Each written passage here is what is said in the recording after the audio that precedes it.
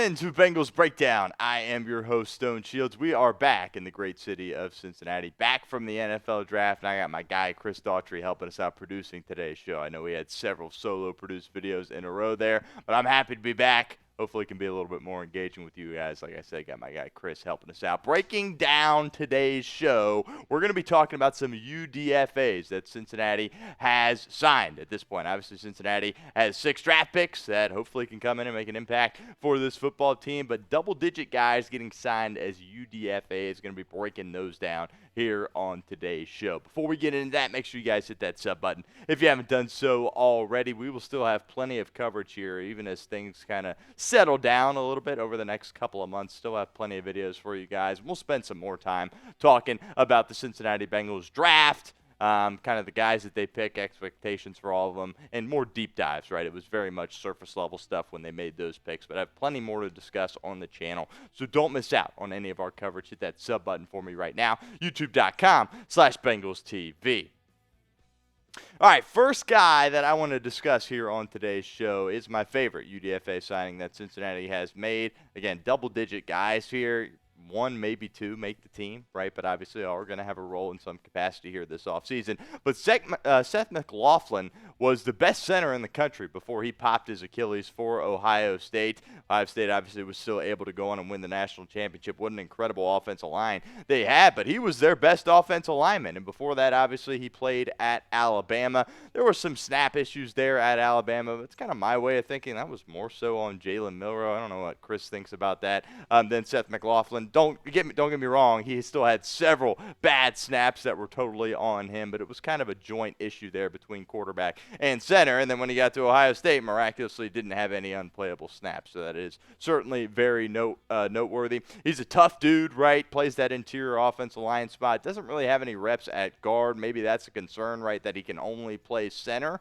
But Cincinnati's going to have some questions that need to be answered in the coming years about what to do at that center position when Ted Karras' time is up eventually. Obviously, he's getting up there in age. I think McLaughlin will be a guy that sticks around. Now, with that Achilles injury, I don't know if I anticipate him playing at all in 2025 for the Cincinnati Bengals, but maybe he sits down for a year and then potentially could be a guy that could come in and seriously play for this football team. I think it's a steal that the Bengals were able to get Seth McLaughlin as an undrafted guy. I had even mocked Seth to Cincinnati in a couple of mock drafts as well. So to get him at a UDFA, I think very much so is a win for this team.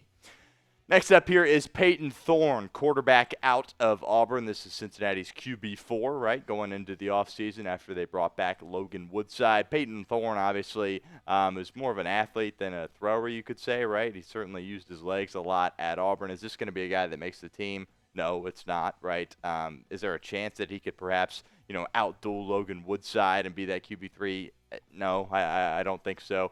He's just kind of another body in that room. Hopefully, things work out for him, obviously, but I don't anticipate him being kind of a long-term Cincinnati Bengal. Leads to the pin comment of today's show. Who is your favorite UDFA the Bengals have signed? I already told you mine is Seth McLaughlin. Going to be breaking down several more here on today's show. So get that name for me down in the comments of today's show. If that ad comes here on YouTube, that's totally fine. You can ignore it, take advantage of it. Get down in the comments. Let us know what you think. Quali Conley, running back out of Arizona here for the Cincinnati Bengals. He played his last year of collegiate ball at Arizona, and just another guy that Cincinnati can have in that running back room. Obviously, Cincinnati's running back room was in a good spot after the draft, right? They were able to nab Taj Brooks in the 6th round. Obviously, you have kind of Chase Brown spearheading that room. Zach Moss going to be back. Samaje Perine he brought in free agency. Conley, not a guy that's going to make the team, but perhaps could be a practice squad guy. Jamoi Mays, next up here out of the University of Cincinnati. We've seen the Bengals do this in the past, right? A lot of UDFAs will at least get one UC guy in here, and they're going to do it here with Jamoi Mays. He did play his collegiate ball at Chattanooga before finishing his career with the Cincinnati Bearcats. The production really wasn't, astounding there in 2024. Only 349 yards and a touchdown. His biggest games were kind of against the weaker opponents, so maybe he's a practice squad guy. I'm not quite sure if he will be back. But, you've seen Cincinnati do this in the past, bringing in guys that play down the street in Clifton. So my favorite guy that Cincinnati has signed here is Seth McLaughlin. My second favorite guy is Howard Cross III out of Notre Dame. I was really saying, hey, Bengals need to bring in at least one of Al Golden's guys that played at Notre Dame, right? I had mocked Howard Cross III to Cincinnati in a couple of mock drafts as well. I kind of was surprised that he was a UDFA. Obviously, there is some size concerns when you're talking about Howard Cross III, but this is a guy that played a ton of football. His dad played as a professional as well. He spent 6 years at Notre Dame, tons of experience with 66 career games. He's a high motor guy, right? Coaches are going to absolutely love this guy when you're talking about Howard Cross III, right? Like I said, his dad played professionally. He's a guy that really is a leader of that football team and really helped anchor that Notre Dame defense for Al Golden. Maybe he could potentially make this team, as there's some questions there along the Bengals' interior defensive line. A lot of youth there. Another youth, a young guy coming in here in Howard Cross III. I'm a big fan of this signing. Certainly rooting for him to perhaps make the team. Rashod Owens here as we get into kind of a run of receivers, a couple of receivers that Cincinnati is signing as UDFAs. Out of Oklahoma State, this is a guy that won the Texas Bowl MVP a couple of years ago in 2023. He definitely had a stronger 2023 campaign as opposed to 2024. He's not my favorite Cincinnati wide receiver that they signed as a UDFA. We'll get into who that is in a little bit. But first, got to give a shout out to our friends over at Game Time, as today's show is presented by Game Time. Game Time makes getting tickets even faster and easier. Prices on the Game Time app actually go down the closer it gets to the first pitch or the start of your event. With killer last-minute deals, all-in prices, views from your seat, and their lowest price guarantee, Game Time takes the guesswork out of buying MLB tickets. Game Time is the official ticketing partner of Chat Sports. They got those last-minute deals. Save up to 60% off buying last minute for sports, concerts, comedy, theater, and more. Zone deals, love those. Save even more when you choose a section, and let Game Time choose the seats for you. Also love that all-in pricing. Toggling this feature up front allows you to see your total up front so you don't get hit with any of those surprise fees at checkout like some of those other ticketing companies can get you with. So take the guesswork out of buying tickets with Game Time. Download the Game Time app, create an account, use code CHATSPORTS for $20 off your first purchase. Terms apply. But again, create an account, redeem code CHATSPORTS for $20 off. Download the Game Time app today. Last minute tickets, lowest prices, all guaranteed. This would probably be my third favorite UDFA signing for the Cincinnati Bengals. Jordan Moore, wide receiver out of Duke. He spent several years playing for the Duke Blue Devils, and I view him as really kind of a patented Cincinnati Bengals practice squad player, right, when you're talking about Jordan Moore as a receiver for the Bengals. I think he really could fit into that role of, hey, he's on the practice squad, and if several guys get hurt, he could come in and, perhaps play for the Cincinnati Bengals football team. He's a real cerebral player. He was an all-academic guy at Duke. Coaches loved him. Great leader. Again, was there for several years in an area in which an era in which a lot of kids are transferring. Jordan Moore stuck around at Duke, had a very, very productive career. He is definitely going to be a practice squad player for a football team in the NFL, whether it's Cincinnati or somewhere else.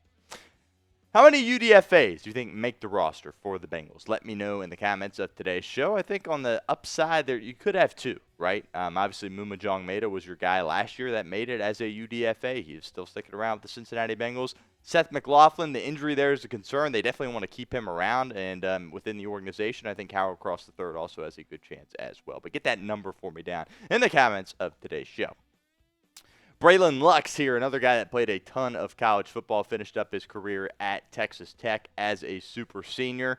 And really, the Bengals kind of neglected the DBs, really, in the draft and really with these UDFAs as well. Kind of rolling it back with the same DB group, which is a little bit concerning. That's probably the biggest knock you could have on Cincinnati as a drafting team.